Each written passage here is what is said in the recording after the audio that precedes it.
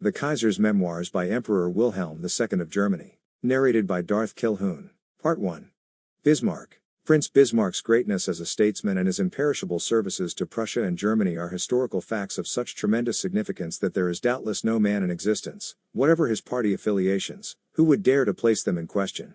For this very reason alone it is stupid to accuse me of not having recognized the greatness of Prince Bismarck. The opposite is the truth. I revered and idolized him. Nor could it be otherwise. It should be borne in mind with what generation I grew up, the generation of the devotees of Bismarck. He was the creator of the German Empire, the paladin of my grandfather, and all of us considered him the greatest statesman of his day and were proud that he was a German. Bismarck was the idol in my temple, whom I worshipped. But monarchs also are human beings of flesh and blood, hence they, too, are exposed to the influences emanating from the conduct of others. Therefore, looking at the matter from a human point of view, one will understand how Prince Bismarck, by his fight against me, himself destroyed, with heavy blows, the idol of which I have spoken. But my reverence for Bismarck, the great statesman, remained unaltered. While I was still Prince of Prussia I often thought to myself, I hope that the great Chancellor will live for many years yet, since I should be safe if I could govern with him. But my reverence for the great statesman was not such as to make me take upon my own shoulders, when I became emperor, political plans or actions of the prince which I considered mistakes. Even the Congress of Berlin in 1878 was, to my way of thinking, a mistake, likewise the Kulturkampf. Moreover, the constitution of the empire was drawn up so as to fit in with Bismarck's extraordinary preponderance as a statesman. The big cuirassier boots did not fit every man. Then came the labor protective legislation. I most deeply deplored the dispute which grew out of this, but, at that time, it was necessary for me to take the road to compromise, which has generally been my road both on domestic and foreign politics. For this reason I could not wage the open warfare against the Social Democrats which the prince desired. Nevertheless, this quarrel about political measures cannot lessen my admiration for the greatness of Bismarck as a statesman. He remains the creator of the German Empire, and surely no one man need have done more for his country than that. Owing to the fact that the great matter of unifying the empire was always before my eyes, I did not allow myself to be influenced by the agitations which were the commonplaces of those days. In like manner, the fact that Bismarck was called the major domo of the Hohenzollerns could not shake my trust in the prince, although he, perhaps, had thoughts of a political tradition for his family. As evidence of this, he felt unhappy, for instance, that his son Bill felt no interest in politics and wished to pass on his power to Herbert, his grandfather's successor. The tragic element for me, in the Bismarck case, lay in the fact that I became the successor of my grandfather. In other words, that I skipped one generation, to a certain extent, and that is a serious thing. In such a case one is forced to deal constantly with old deserving men, who live more in the past than in the present, and cannot grow into the future. When the grandson succeeds his grandfather and finds a revered but old statesman of the stature of Bismarck, it is not a piece of good luck for him, as one might suppose, and I, in fact, supposed. Bismarck himself points that out in the third volume of his Memoirs, p. 40, when he speaks, in the chapter about Boadicea, of the oldish caution of the Chancellor, and of the young emperor. And when Ballin had the prince cast a glance over the new harbor of Hamburg, Bismarck himself felt that a new era had begun which he no longer thoroughly understood. On that occasion the prince remarked, in astonishment, "Another world, a new world." This point of view also showed itself on the occasion of the visit of Admiral von Tirpitz at Friedrichsruhe, at the time when he wished to win the old imperial chancellor over to favoring the First Navy Bill. As for me personally, I have the satisfaction of recalling that Bismarck entrusted to me in 1886 the very delicate Brest mission, and said of me, "Someday that man will be his own chancellor." This shows that Bismarck must have had some belief in me. I feel no grudge against him for the third volume of his reminiscences. I released this volume after I had sought and obtained my rights. To withhold the volume any longer would have been pointless, since the main contents had become known already through indiscretions. Were this not true, there might have been varying opinions as to the advisability and the choice of the time for publication.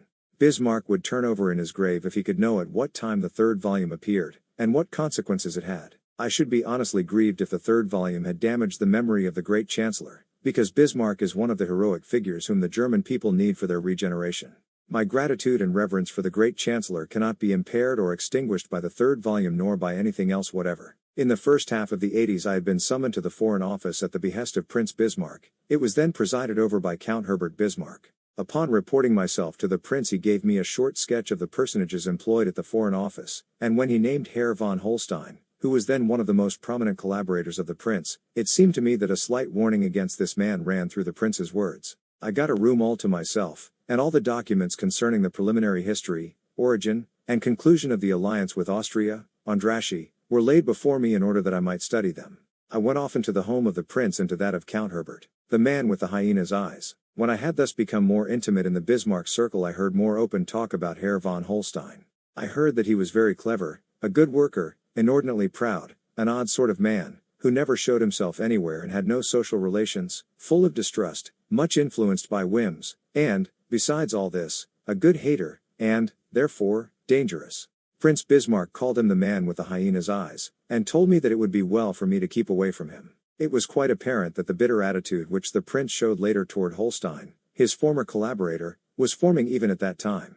The Foreign Office was conducted with the strictest discipline by Count Herbert, whose rudeness toward his employees particularly struck me. The gentlemen there simply flew when they were summoned or dismissed by the Count, so much so that a joking saying arose at the time that their coat-tails stood straight out behind them. The foreign policy was conducted and dictated by Prince Bismarck alone, after consultation with Count Herbert, who passed on the commands of the Chancellor and had them transformed into instructions. Hence the Foreign Office was nothing but an office of the great Chancellor, where work was done according to his directions. Able men, with independent ideas, were not schooled and trained there. This was in contrast to the General Staff under Moltke. Their new officers were carefully developed and trained to independent thinking and action, in accordance with approved principles, and by dint of preserving old traditions and taking into account all that modern times had taught.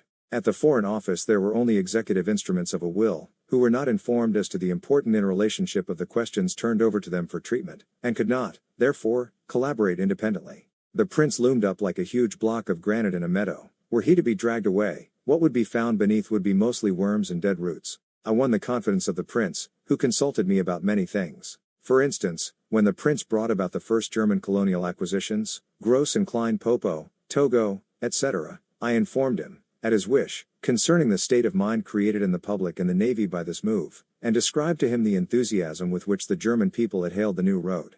The prince remarked that the matter hardly deserved this. Later on I spoke often with the prince about the colonial question and always found in him the intention to utilize the colonies as commercial objects, or objects for swapping purposes, other than to make them useful to the fatherland or utilize them as sources of raw materials. As was my duty, I called the prince's attention to the fact that merchants and capitalists were beginning energetically to develop the colonies and that, therefore, as I had learned from Hanseatic circles, they counted upon protection from a navy. For this reason, I pointed out that steps must be taken for getting a fleet constructed in time, in order that German assets in foreign lands should not be without protection. That, since the prince had unfurled the German flag in foreign parts, and the people stood behind it, there must also be a navy behind it. Bismarck's continental prepossessions. But the prince turned a deaf ear to my statements and made use of his pet motto: if the English should land on our soil, I should have them arrested. His idea was that the colonies would be defended by us at home. The prince attached no importance to the fact that the very assumption that the English could land without opposition in Germany, since Heligoland was English, was unbearable for Germany, and that we, in order to make a landing impossible from the start, needed a sufficiently strong navy, and, likewise, Heligoland. The political interest of the prince was, in fact, concentrated essentially upon continental Europe. England lay somewhat to one side among the cares that burdened him daily, all the more so since Salisbury stood well with him and had, in the name of England, held with satisfaction the double, i.e., triple, alliance, at the time of its formation. The prince worked primarily with Russia, Austria, Italy, and Romania, whose relations toward Germany and one another he constantly watched over. As to the prudence and skill with which he acted, Emperor William the Great once made a pointed remark to von Albettel, his chief of cabinet. The general found His Majesty much excited after a talk with Bismarck, to such an extent that he feared for the health of the old emperor. He remarked, therefore, that His Majesty should avoid similar worry in future, that, if Bismarck was unwilling to do as His Majesty wished, His Majesty should dismiss him. Whereupon the emperor replied that, despite his admiration and gratitude toward the great chancellor, he had already thought of dismissing him, since the self-conscious attitude of the prince became at times too oppressive. But both he and the country needed Bismarck too badly. Bismarck was the one man who could juggle 5 balls of which at least 2 were always in the air. That trick, added the emperor, was beyond his own powers. Prince Bismarck did not realize that, through the acquisition of colonies for Germany, he would be obliged to look beyond Europe and be automatically forced to act, politically, on a large scale, with England especially. England, to be sure, was one of the 5 balls in his diplomatic statesmanly game, but she was merely one of the 5, and he did not grant her the special importance which was her due. For this reason it was that the Foreign Office likewise was involved entirely in the continental interplay of politics, had not the requisite interest in colonies, navy, or England, and possess no experience in world politics. The English psychology and mentality, as shown in the pursuit, constant, though concealed by all sorts of little cloaks, of world hegemony, was to the German Foreign Office a book sealed with 7 seals. Source of Russian enmity. Once Prince Bismarck remarked to me that his main object was to not let Russia and England come to an understanding. I took the liberty of observing that the opportunity to postpone such an understanding for a long time lay ready to hand in 1877-78, when the Russians might have been allowed to occupy Constantinople. Had this been done, the English fleet would have sailed in without further ado to defend Constantinople and the Russo-English conflict would have been on. Instead, I continued, the Treaty of San Stefano was forced upon the Russians and they were compelled to turn about at the very gates of the city which they had reached and saw before them, after frightful battles and hardships. This, I went on, had created an inextinguishable hatred in the Russian army against us, as had been reported by Prussian officers who had accompanied the Russian army on the Turkish campaign, especially Count File. Moreover, the above-mentioned treaty had been cast aside and the Berlin Treaty substituted for it, which had burdened us even more with the hostility of the Russians, who looked upon us as the enemy of their just interests in the East. Thus the conflict between Russia and England, which the Prince desired, had been relegated far into the future.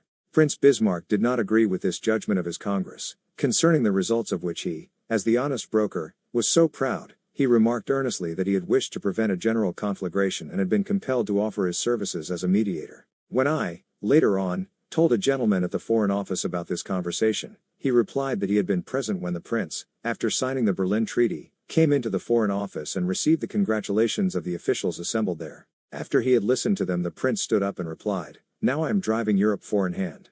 In the opinion of the said gentleman, the Prince was mistaken in this, since, even at that time, there was the threat of a Russo-French friendship in place of the Russo-Prussian. In other words, 2 horses were already to be counted out of the four in hand. As Russia saw it, Disraeli statecraft had turned Bismarck's work as honest broker into the negotiation of an Anglo-Austrian victory over Russia. Despite considerable differences in our opinions, Prince Bismarck remained friendly and kindly disposed to me, and, despite the great difference in our ages, a pleasant relationship grew up between us, since I, in common with all those of my generation, was an ardent admirer of the Prince and had won his trust by my zeal and frankness, nor have I ever betrayed that trust. During the time of my assignment at the Foreign Office, Privy Councillor Raskdow, among others, discoursed with me on commercial policy, colonies, etc. In these matters, even at that early date, my attention was called to our dependence upon England, due to the fact that we had no navy and that Heligoland was in English hands.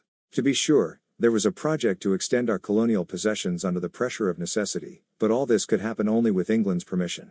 This was a serious matter, and certainly an unworthy position for Germany. In Turcourt politics, my assignment at the Foreign Office brought a very unpleasant happening in its wake. My parents were not very friendly toward Prince Bismarck and looked with disfavor upon the fact that their son had entered into the prince's circle. There was fear of my becoming influenced against my parents, of superconservatism, of all sorts of perils, which all sorts of tale-bearers from England and liberal circles, who rallied around my father, imputed against me. I never bothered my head with all this nonsense, but my position in the house of my parents was rendered much more difficult for me and, at times, painful. Through my work under Prince Bismarck and the confidence reposed in me, often subjected to the severest tests, I have had to suffer much in silence for the sake of the Chancellor. He, however, apparently took this quite as a matter of course. I was on good terms with Count Herbert Bismarck. He could be a very gay companion and knew how to assemble interesting men around his table, partly from the Foreign Office, partly from other circles. However, true friendship never ripened between us two. This was shown particularly when the Count asked to go at the same time that his father retired. My request that he stay by me and help me to maintain tradition in our political policy elicited the sharp reply that he had become accustomed to report to his father and serve him, wherefore it was out of the question to demand that he come, with his dispatch case under his arm, to report to anybody else than his father. When Tsar Nicholas II, he who has been murdered, came of age, I was assigned at the instigation of Prince Bismarck to confer upon the heir apparent at St. Petersburg the Order of the Black Eagle. Both the Emperor and Prince Bismarck instructed me concerning the relationship of the two countries and the two reigning dynasties with each other, as well as concerning customs, personages, etc. The Emperor remarked in conclusion that he would give his grandson the same piece of advice that was given him, on the occasion of his first visit as a young man to Russia, by Count Adlerberg, viz., in general, there as well as elsewhere, people prefer praise to criticism. Prince Bismarck closed his remarks with these words: "In the East, all those who wear their shirts outside their trousers are decent people, but as soon as they tuck their shirts inside their trousers and hang a medal around their necks, they become pig dogs." From St. Petersburg I repeatedly reported to my grandfather and to Prince Bismarck. Naturally, I described, to the best of my knowledge, the impressions which I got. I noticed especially that the old Russo-Prussian relations and sentiments had cooled to a marked extent and were no longer such as the Emperor and Prince Bismarck in their talks with me had assumed. After my return, both my grandfather and the Prince praised me for my plain, clear report, which was all the pleasanter for me since I was oppressed by the feeling that, in a number of things, I had been forced to disillusion these high personages. To offer Dardanelles to Russia. In 1886, at the end of August and beginning of September, after the last meeting at Gastein of Emperor William the Great and Prince Bismarck with Emperor Franz Joseph, where I also was present at the command of my grandfather, I was commissioned to report personally to Tsar Alexander II concerning the decisions made there and to take up with him the questions relating to the Mediterranean and Turkey. Prince Bismarck gave me his instructions, sanctioned by Emperor William. They dealt most especially with Russia's desire to reach Constantinople, to which the prince meant to raise no obstacles. On the contrary, I received direct instructions to offer Russia Constantinople and the Dardanelles. In other words, San Stefano and the Berlin Treaty had been dropped. There was a plan to persuade Turkey in a friendly way that an understanding with Russia was desirable for her also. The Tsar received me cordially at Brest-Litovsk and I was present there at reviews of troops and fortress and defensive maneuvers, which, even then, unquestionably bore an anti-German look. To sum up my conversations with the Tsar, the following remark by him is of importance. If I wish to have Constantinople, I shall take it whenever I feel like it, without need of permission or approval from Prince Bismarck. After this rude refusal of the Bismarck offer of Constantinople, I looked upon my mission as a failure and made my report to the prince accordingly. When the prince decided to make his offer to the Tsar, he must have altered his political conceptions which had led to San Stefano and the Congress of Berlin, or else, on account of the development of the general political situation in Europe, he considered that the moment had come for shuffling the political cards in another way or, as my grandfather had put it, to juggle differently. Only a man of the world importance and diplomatic ability of Prince Bismarck could embark on such a course. Whether the prince had planned his big political game with Russia in such a way that he might, first, by means of the Congress of Berlin, prevent a general war and cajole England, and then, after having thus hindered Russia's eastern aspirations, cater to these aspirations later, by a stroke of genius, in an even more striking manner, it is impossible for me to say. Prince Bismarck never told anyone about his great political projects. If the above is true, Bismarck, trusting absolutely to his statesmanlike skill, must have reckoned upon bringing Germany all the more into Russian favor because Russian aspirations were brought to fulfillment by Germany alone, and that at a moment when the general European political situation was less strained than in 1877-78. In this case, nobody except Prince Bismarck could have played the tremendous game to a successful end, and therein lies the weakness and the superiority of great men. Had he also informed England of his offer to the Tsar? England must have been opposed to it, as in 1878. In any event, the prince now adopted the policy which I had already noted when I realized the disillusion of the Russians at having stood before the gates of Constantinople without being allowed to enter. Prophecy of Russian downfall. At Brest-Litovsk, in the course of the constant military preparations of all kinds, I could easily see that the conduct of the Russian officers toward me was essentially cooler and haughtier than on the occasion of my first visit to St. Petersburg. Only the small group of old generals, especially those at the Russian court, who dated from the days of Alexander II, and who knew and esteemed Emperor William the Great, still showed their reverence for him and their friendly feeling toward Germany. In the course of a talk with one of them concerning the relations between the two courts, armies, and countries, which I had found undergoing a change in comparison with former times, the old general said, "C'est vilain Congrès de Berlin, une grave faute du chancelier. Il a détruit l'ancienne amitié entre nous, plant la méfiance dans les cours de la cour et du gouvernement, et fournit le sentiment d'un grave tort fait à l'armée russe après sa campagne sanglante de 1877, pour laquelle elle veut se revanche. Et nous voilà ensemble avec cette maudite République française, pleins de haine contre vous et remplis d'idées subversives, qui en cas de guerre avec vous, nous coûteront notre dynastie." 1. A prophetic foreshadowing of the downfall of the reigning Russian dynasty. From Brest I went to Strasbourg, where my grandfather was attending the imperial maneuvers. In spite of the failure of my mission, I found calm judgments of the political situation. My grandfather was pleased at the cordial greetings from the Tsar, which, in so far as the personal relationship of the two rulers was concerned, showed no change of heart. Also, to my surprise, I received a letter from Prince Bismarck wherein he expressed gratitude and appreciation to me for my actions and my report. This meant all the more since my statements could not have been agreeable to my grandfather and the Chancellor. The Congress of Berlin had, especially in Russian military circles, done away with the remnants of the brotherhood in arms still fostered among us and had engendered a hatred against everything Prussian and German, stirred up by association with French officers, which was increased by the French until it developed into the desire of vengeance by means of arms. That was the soil in which, later, the World War ambitions of our foes found nourishment. Revanche pour Sedan, combined with Revanche pour San Stefano. The words of the old general at Brest have remained unforgettably engraved upon my memory. They induced me to bring about my many meetings with Alexander III and Nicholas II, at which my grandfather's wish, impressed upon me on his deathbed, that I watch over our relations with Russia, has always been my guiding motive.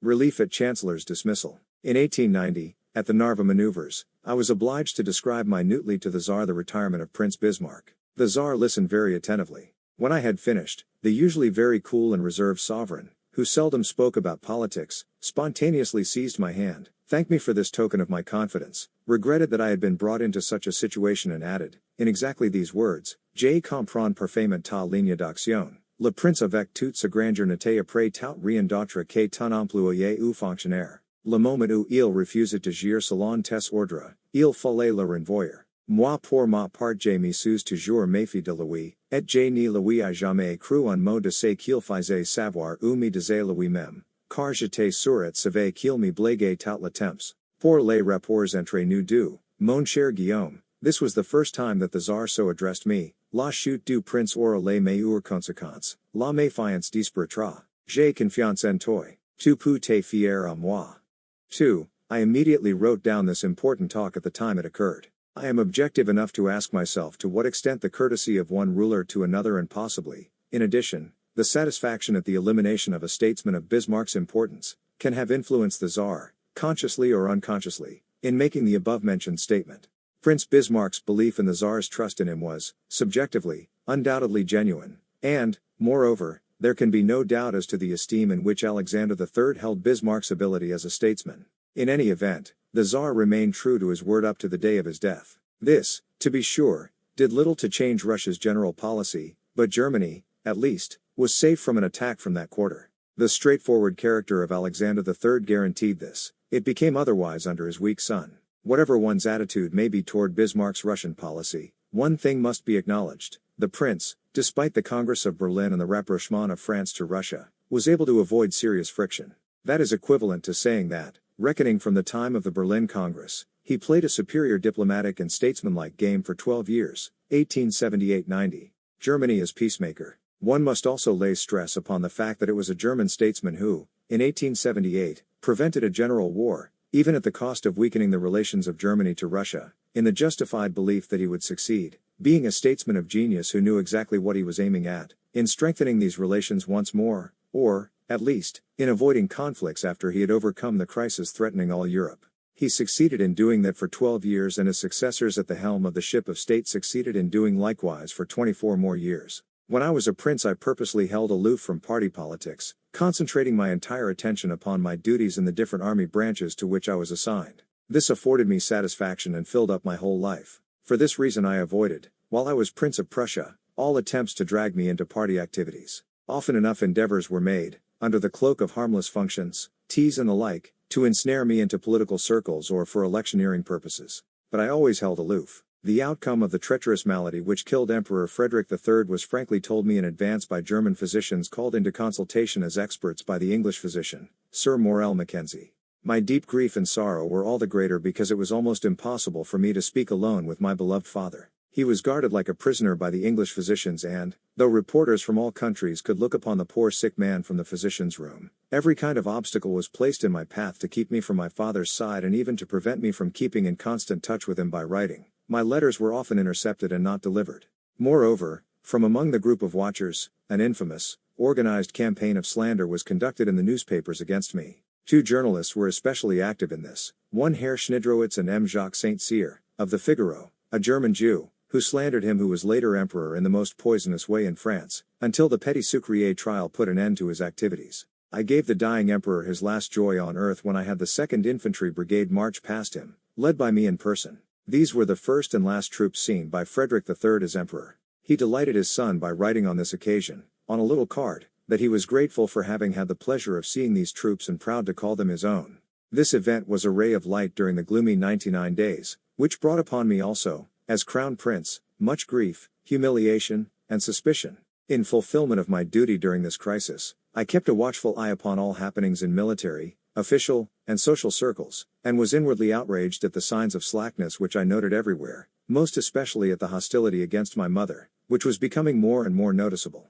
Moreover, I was naturally deeply hurt at the constant campaign of slander directed against me which depicted me as living in discord with my father. He becomes emperor. After Emperor Frederick III had closed his eyes forever, the heavy burden of governing the empire fell upon my youthful shoulders. First of all, I was confronted with the necessity of making changes in the government personnel in various quarters. The military entourage of the two emperors, as well as the body of officialdom, had grown too old. The so-called maison militaire, military household of Emperor William the Great, had been retained in its entirety by Emperor Frederick III, without being required to discharge military duties. In addition, there was the entourage of Emperor Frederick III. I proceeded to dismiss, in the friendliest way, all those gentlemen who wished to go into retirement. Some of them received positions in the army, a few of the younger remained in my service for the transition period. During the 99 days, while I was still crown prince, I had silently concerned myself with those personages to whom I proposed later to give appointments, since the physicians had left me no doubt that my father had only a short time to live.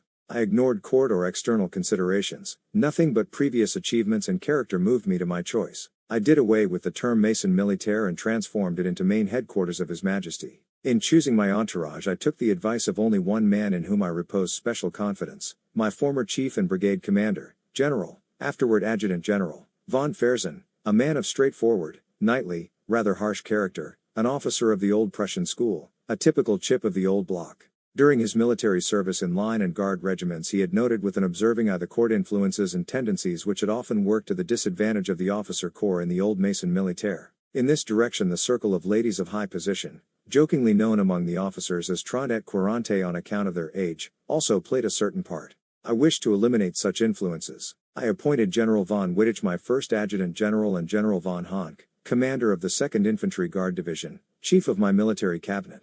The latter was a friend of Emperor Frederick III and, while I was still serving with the 1st Infantry Guard Regiment, he was my brigade commander. These two were men of military experience and iron principles, who shared absolutely the sentiments of their master, and remained bound to me to the end of their lives by the most exemplary fidelity. As the head of my court, I appointed a man known to me from his youth, the former court-martial of my father, Count August Eulenburg, who remained at the head of the Ministry of the Royal House until his death in June, 1921, at the age of 82 years. He was a man of fine tact, uncommon ability, clear insight in court as well as political matters, sincere character, and golden fidelity to his king and his king's family. His manifold abilities would have enabled him, to the same degree that they had made him known as court-martial throughout Europe, to act with equal success as ambassador or as imperial chancellor. Working with unswerving zeal, endowed with winning politeness, he stood by me with helpful counsel in many matters, dynastic, family, court, public life. He had to do with many men, in all social strata and all walks of life, by all of whom he was revered and esteemed,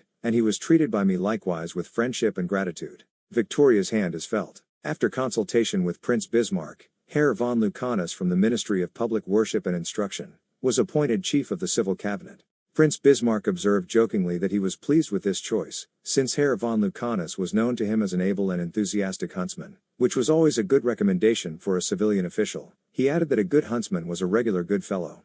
Herr von Lucanus took over his post from His Excellency von Wilmowski. He discharged his duties admirably and, being well endowed in all pertaining to art, technical matters, science, and politics, he was to me a counselor, untiring collaborator, and friend. He combined with a healthy knowledge of men a strong dash of refined humor, which is so often lacking in men of the Germanic race. With Prince Bismarck I had stood on very good and trustful terms ever since my assignment at the Foreign Office. Then, as well as before, I revered the powerful Chancellor with all the ardor of my youth and was proud to have served under him and to have the opportunity now to work with him as my Chancellor. The Prince, who was present during the last hours of the old Emperor and had listened with me to the latter's political testament to his grandson, i.e., his wishes to the special care to be lavished upon relations with Russia, brought about my summer trip to St. Petersburg as my first political act before the eyes of the world, in order to emphasize our relationship to Russia in accordance with the last wish of my dying grandfather. He also had travel arrangements drawn up for me. An obstacle was placed in the way of carrying out this plan by a letter from Queen Victoria of England,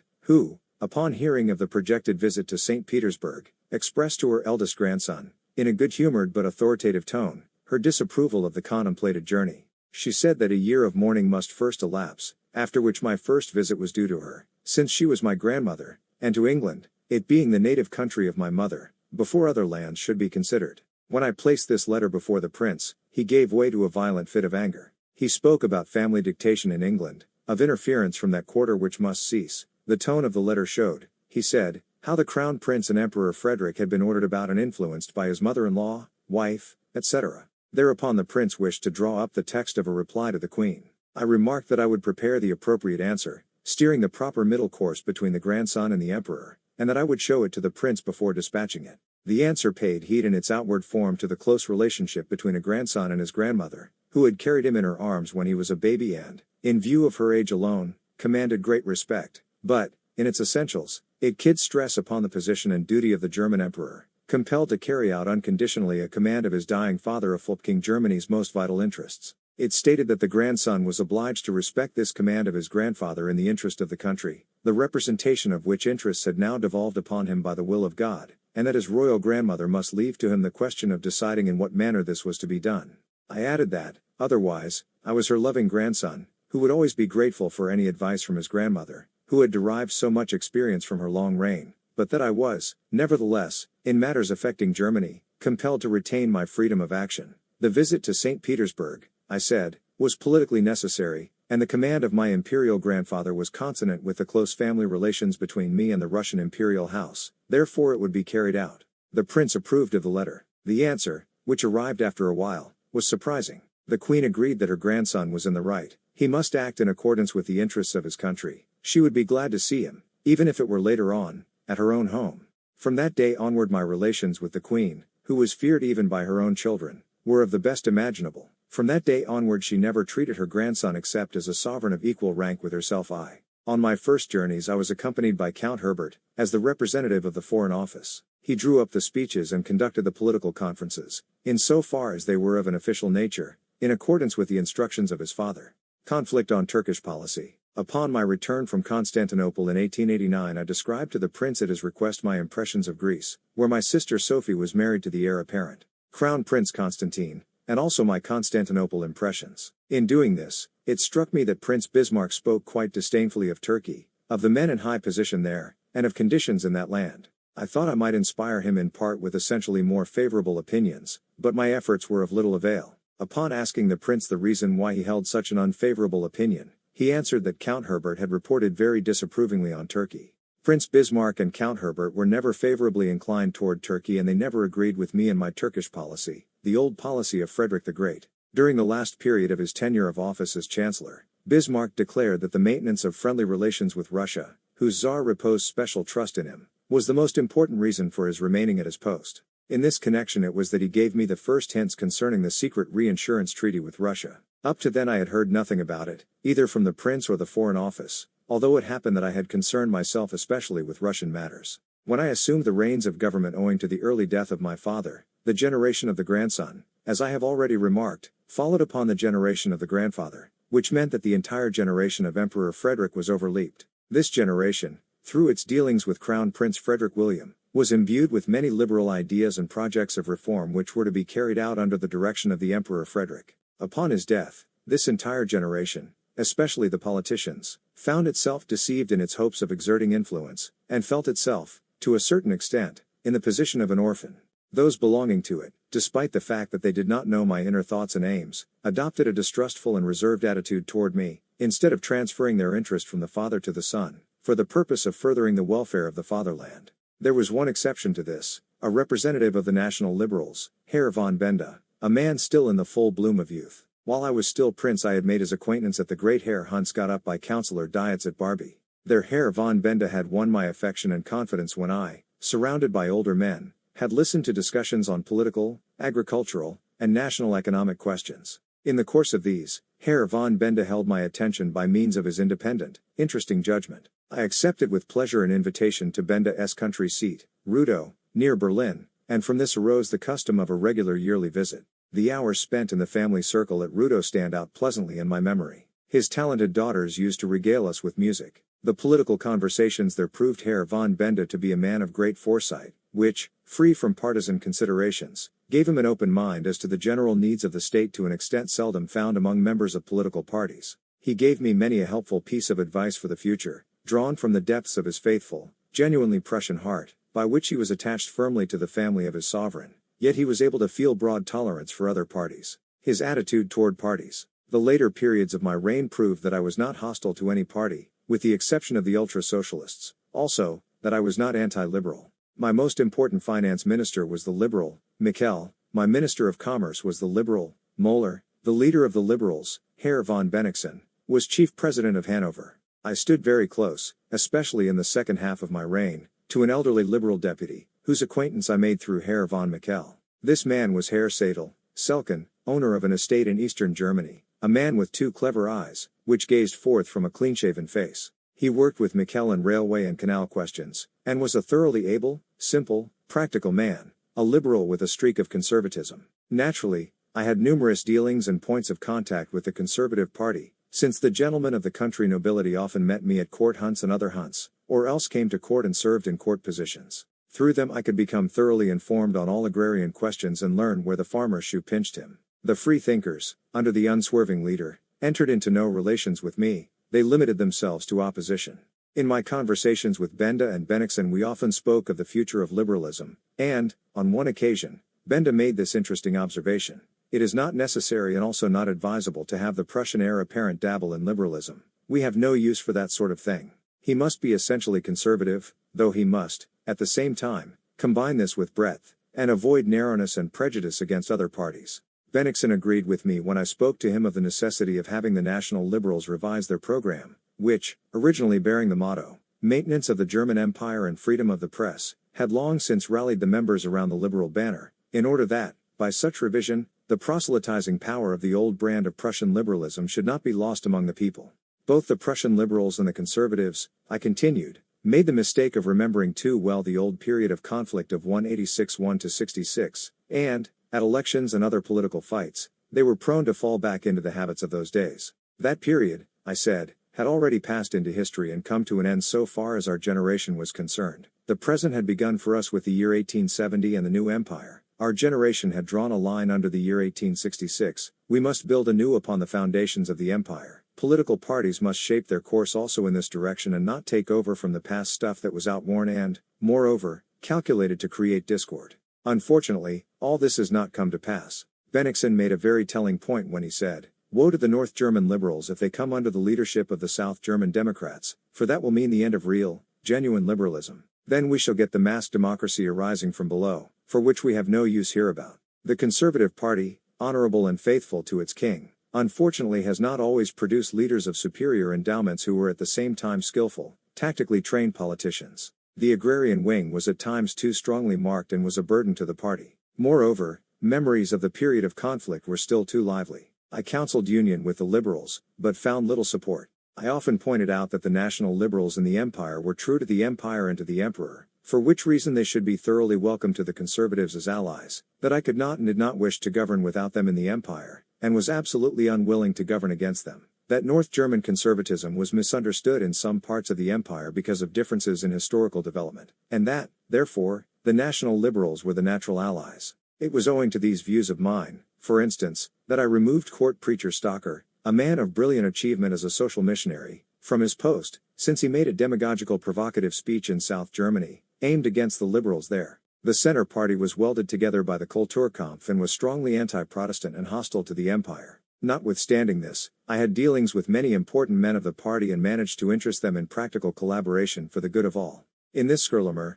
the father, was especially helpful to me. He never made a secret of his Prussian loyalty to his king. His son, the well-known Minister of Agriculture, even joined the Conservative Party. In many matters the Centre cooperated. At one period it possessed in its old leader, Windthorst, the keenest politician in the legislature. Nevertheless, in spite of all this, one could not help being aware of the underlying centrist conviction that the interests of the Roman Church must always be maintained and never relegated to a secondary place. The break with Bismarck.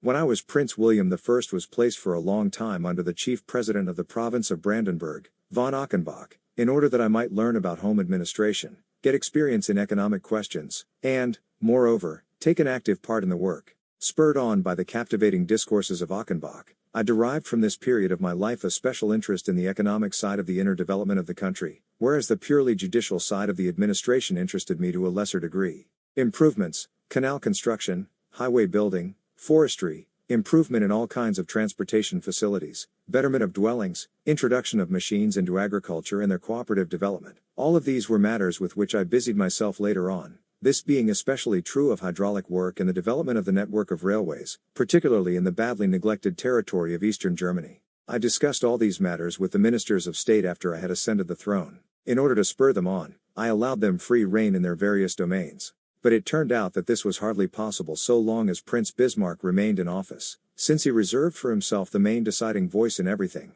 thereby impairing the independence of those working with him. I soon saw that the ministers, being entirely under Bismarck's thumb, could not come out in favor of innovations or ideas of the young master of which Bismarck disapproved. The ministry, in short, was nothing but a tool in the hands of Bismarck, acting solely in accordance with his wishes. This state of things was, in itself, natural enough, since a premier of such overwhelming importance, who had won for Prussia and Germany such great political victories, naturally dominated his ministers completely and led them despotically. Nevertheless, I found myself in a difficult position. The typical answer with which my suggestions were met was, "Prince Bismarck does not want that done. We cannot get him to consent to that. Emperor William I would not have asked such a thing. That is not in accordance with tradition," etc. I understood more and more that, in reality, I had no Ministry of State at my disposal, that the gentlemen composing it, from long force of habit, considered themselves officials of Prince Bismarck. Here is an example to show the attitude of the cabinet toward me in those Bismarck days. The question came up of renewing the socialist law, a political measure devised by Prince Bismarck for fighting socialism. A certain paragraph therein was to be toned down, in order to save the law. Bismarck opposed the change. There were sharp differences of opinion. I summoned a crown council. Bismarck spoke in the antechamber with my adjutant. He declared that His Majesty completely forgot that he was an officer and wore a sword belt, that he must fall back upon the army and lead it against the socialists, in case the socialists should resort to revolutionary measures, that the emperor should leave him a free hand, which would restore quiet once for all. At the Crown Council Bismarck stuck to his opinion. The individual ministers, when asked to express their views, were lukewarm. A vote was taken. The entire ministry voted against me. This vote showed me once more the absolute domination exerted by the Chancellor over his ministers. Deeply dissatisfied, I talked over the matter with His Excellency Lucanus, who was as much struck as I was by the situation. Lucanus looked up some of the gentlemen and took them to task for their attitude, whereupon they made it clear that they were not in a position to oppose the prince and declared that it was quite impossible for anybody to expect them to vote against the wishes of the prince. Handling a coal strike. The Great Westphalian Coal Workers' Strike in the spring of 1889 took the civil administration by surprise, causing great confusion and bewilderment, especially among members of the Westphalian provincial administration. From all sides came calls for troops. Every mine owner wanted, if possible, to have sentries posted outside his room. The commanders of the troops which were summoned immediately made reports on the situation as they had found it. Among these was one of my former barrack comrades, belonging to the Hussar Guard Regiment, von Michaelis by name, who was famous as a wit. He rode, alone and unarmed, among the striking crowds of workers, who, the early spring being remarkably warm, were camped upon the hillsides, and soon managed, by his confidence-inspiring, jovial ways, to set up a harmless intercourse with the strikers. By questioning them he obtained much valuable information about the grievances, real and imaginary, of the workers, as well as about their plans, hopes, and wishes for the future. He soon won for himself general appreciation and affection among the workers and handled them so well that complete quiet reigned in his territory. When I, on account of nervous and worried telegrams from the big industrial leaders and officials received at the office of the Imperial Chancellor, inquired of Michaelis how the situation stood, the following telegraphed answer came from him. Everything quiet excepting the government officials. A mass of material was collected, during the spring and summer, from the announcements and reports received which showed clearly that all was not well in industrial circles, that many a wish of the workers was justified and, to say the least, entitled to sympathetic investigation on the part both of the employers and of the officials. The realization of this, which was confirmed in me when I questioned my former private teacher, Privy Councillor Dr. Hinz Peter, a man particularly well informed on social phenomena, especially those in his own province, caused the resolve to ripen in me to summon the State Council, include employers and employees in its deliberations, and bring about, under my personal direction, a thorough investigation of the labor question. I decided that in so doing guiding principles and material were to be acquired which would serve the Chancellor and the Prussian government as a basis for working out appropriate projects for new laws. Inspired by such thought I went to His Excellency von Boudichere, who at once prophesied opposition on the part of the Chancellor to such action, and advised strongly against it. I stuck to my ideas, adducing in support of them the maxim of Frederick the Great, Je veux être un roi des gueux, I wish to be king of the rabble. I said that it was my duty to take care of those Germans who were used up by industry, to protect their strength and better their chances of existence. Further conflict with Chancellor. The predicted opposition from Prince Bismarck was not long in coming. There was much trouble and fighting before I put through what I wanted, owing to the fact that some of the big industrial interests ranged themselves on the side of the Chancellor. The State Council met, presided over by me. At the opening session the Chancellor unexpectedly appeared. He made a speech in which he ironically criticized and disapproved of the whole undertaking set in motion by me, and refused his cooperation. Thereupon he walked out of the room. After his departure the strange scene had its effect on the assemblage. The fury and ruthlessness which the great Chancellor brought to the support of his own policy and against mine, based upon his absolute belief in the correctness of his own judgment, made a tremendous impression upon me and all those present. Nevertheless, it stood to reason that I was deeply hurt by what had occurred. The assemblage proceeded to take up its work again and turned out a wealth of material for the extension of that social legislation called into being by Emperor William the Great, which is the pride of Germany, evincing, as it does, a protective attitude toward the laboring classes such as is not to be found in any other land on earth. Thereupon I decided to summon a general social congress. Prince Bismarck opposed this also. Switzerland was contemplating something similar, and had thought of convening a congress at Bern. Roth, the Swiss ambassador, hearing of my scheme, advised cancelling the invitations to Bern and accepting an invitation to Berlin. What he wished occurred. Thanks to the generosity of Herr Roth, it was possible to convene the Congress at Berlin. The material collected as a result of it was worked out and applied in the form of laws, only in Germany, however. Later on I talked with Bismarck concerning his project of fighting the socialists, in case they resorted to revolutionary acts, with cannon and bayonets. I sought to convince him that it was out of the question for me, almost immediately after William the Great had closed his eyes after a blessed reign, to stain the first years of my government with the blood of my own people. Bismarck was unmoved. He declared that he would assume responsibility for his actions, that all I need do was to leave the thing to him. I answered that I could not square such a course with my conscience and my responsibility before God, particularly as I knew perfectly well that conditions among the laboring classes were bad and must be bettered at all costs. The conflict between the views of the Emperor and the Chancellor relative to the social question i.e., the furtherance of the welfare of the laboring classes of the population, with participation therein by the state, was the real cause of the break between us, and caused a hostility toward me, lasting for years, on the part of Bismarck and a large part of the German nation that was devoted to him, especially of the official class. This conflict between the Chancellor and me arose because of his belief that the social problem could be solved by severe measures and, if the worst came to the worst, by means of soldiers, not by following principles of general love for mankind or humanitarian nonsense which, he believed, he would have to adopt in conformity to my views. Bismarck's labor views. Bismarck was not a foe to the laboring classes, on that I wish to lay stress, in view of what I have previously said. On the contrary, he was far too great a statesman to mistake the importance of the labor question to the state, but he considered the whole matter from the standpoint of pure expediency for the state. The state, he believed, should care for the laborer, as much and in whatever manner it deemed proper. He would not admit of any cooperation of the workers in this. Agitation and rebellion, he believed, should be severely suppressed, by force of arms, if necessary. Government protection on the one hand, the mailed fist on the other, that was Bismarck's social policy. I, however, wished to win over the soul of the German working man, and I fought zealously to attain this goal. I was filled with the consciousness of a plain duty and responsibility toward my entire people,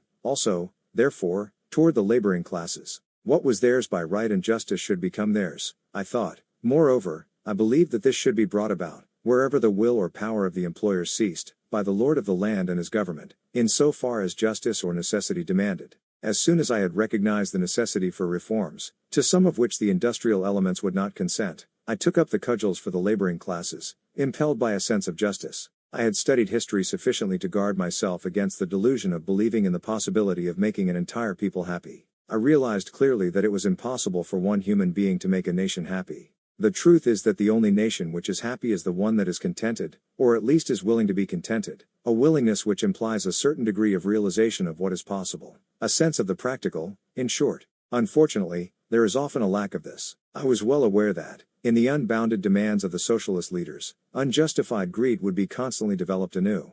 But, for the very reason that I wished to be able to combat unjustified aspirations with a clear conscience and in a convincing way, it behooved me not to deny recognition and aid to justified aspirations. German social problems. The policy that kept in view the welfare of the workers unquestionably imposed a heavy burden upon all the industrial elements of Germany in the matter of competition in the world market, through the well-known laws for the protection of working men. This was especially true in relation to an industrial system like the Belgian, which could, without hindrance, squeeze the last drop out of the human reserves of Belgium and pay low wages, without feeling any pangs of conscience or compassion for the sinking morale of the exhausted, unprotected people.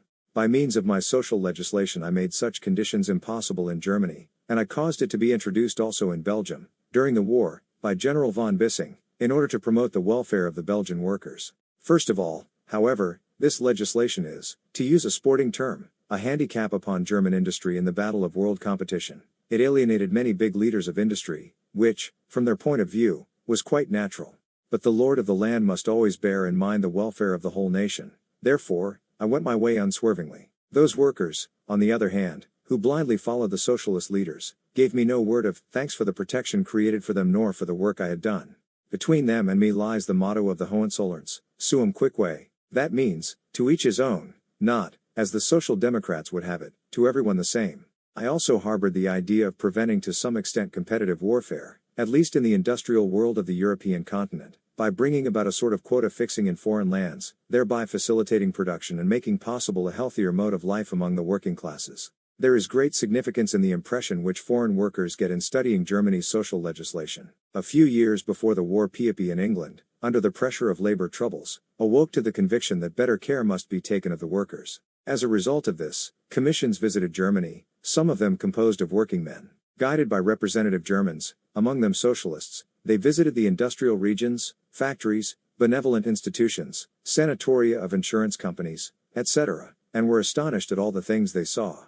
At the farewell dinner given them, the English leader of the working men's deputation turned to Babel and made this concluding remark: "After all we have seen of what is done in Germany for the workers, I ask you, are you people still socialists?" And the Englishman remarked to a German that they would be quite satisfied if they could succeed, after long fights in Parliament, in putting through 1/10 of what had already been accomplished years before in Germany toward bettering the condition of the laboring classes. I had observed with interest these visits of the English deputations and marveled at their ignorance of German conditions. But I marveled even more at a question asked by the English government, through the channel of the English embassy, on the same subject, which betrayed an absolutely amazing lack of knowledge of the progress made in Germany in the province of social reform.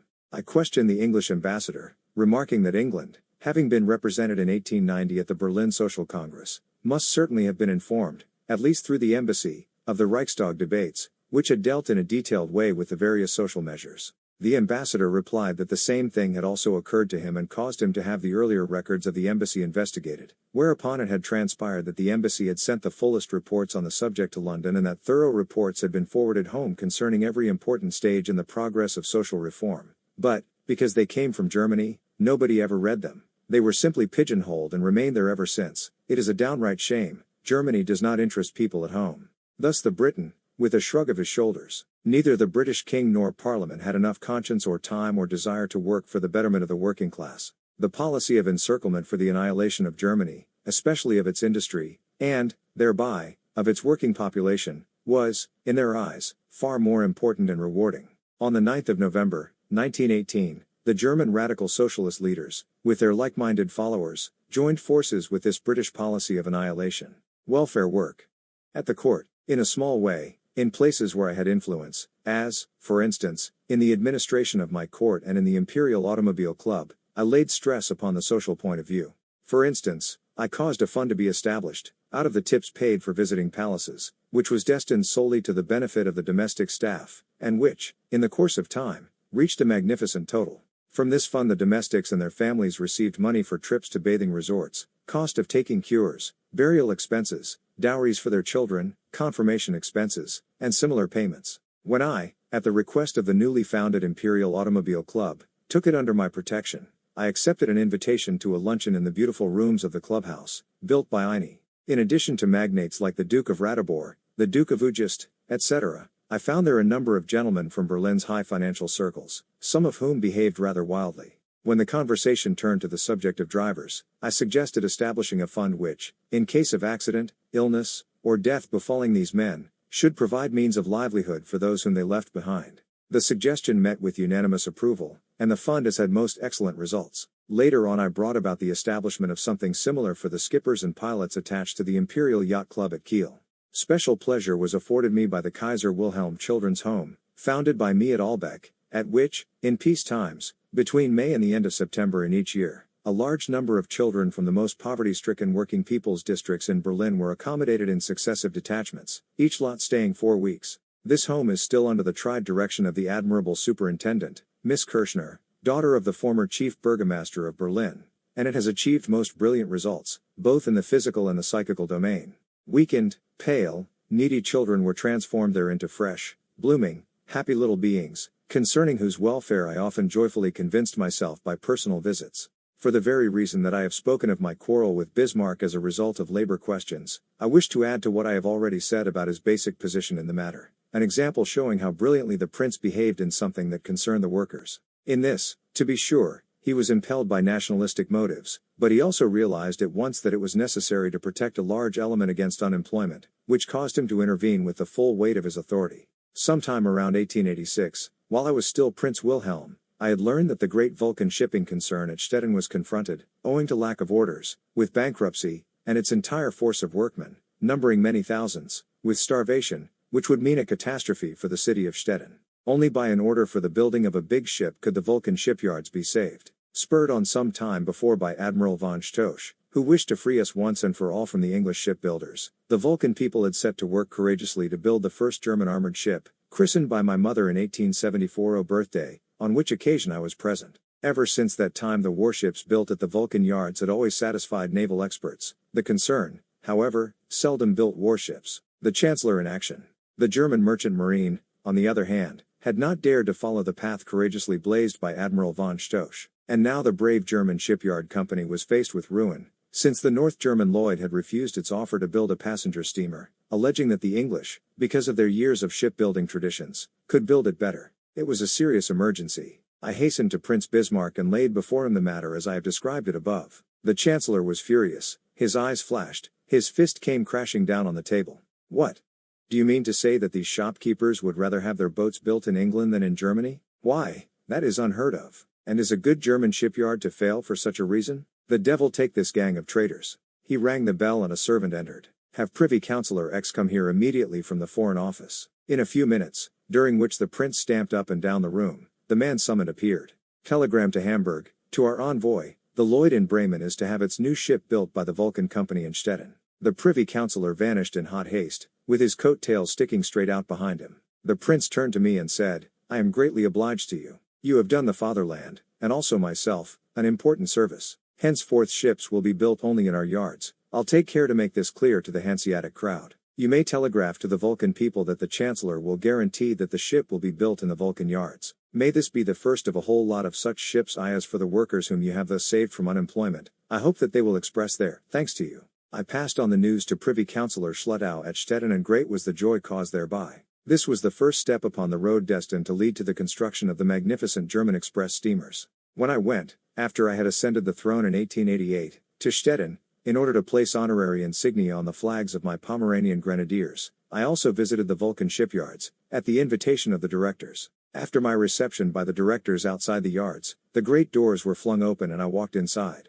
But, instead of work and pounding hammers, I found deep silence. The entire body of workmen was standing in a half circle, with bared heads. In the middle stood the oldest workman of all, a man with a snow-white beard, bearing a laurel wreath in his hand. I was deeply moved. Schluttau whispered to me, a little pleasure for you, which the workmen themselves have thought up. The old workman stepped forward and, in pithy, plain words, expressed to me the gratitude of the workmen to me for having saved them, and, above all, their wives and children, from hardship and hunger, by my appeal to Bismarck about the building of the ship. As a token of their gratitude, he asked my permission to hand over the laurel wreath. Most deeply moved, I took the wreath and expressed my pleasure at receiving my first laurels, without the shedding of a drop of blood, from the hands of honest German workmen. That was in the year 1888. In those days, the German laboring classes knew how to appreciate the blessing of labor.